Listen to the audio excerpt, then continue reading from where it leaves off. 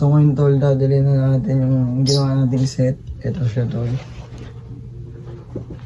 Itong polo. Pero pa yung headwear tol. Pre-order lahat tol.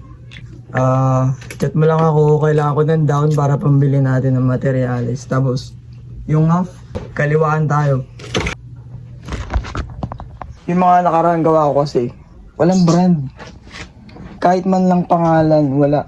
So gumawa na ako ng logo ko. Mag-diesel lang. Tapos brand name.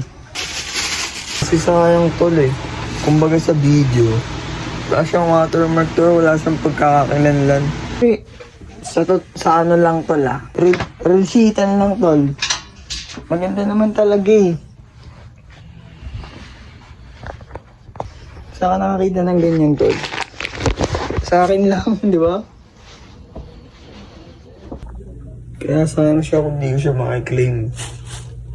Walang pangalan eh. Paano masasabing sa akin yun, di ba?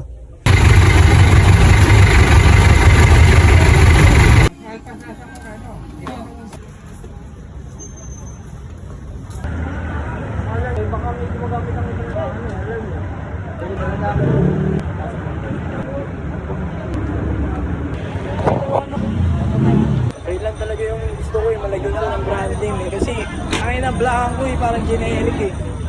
Bounce.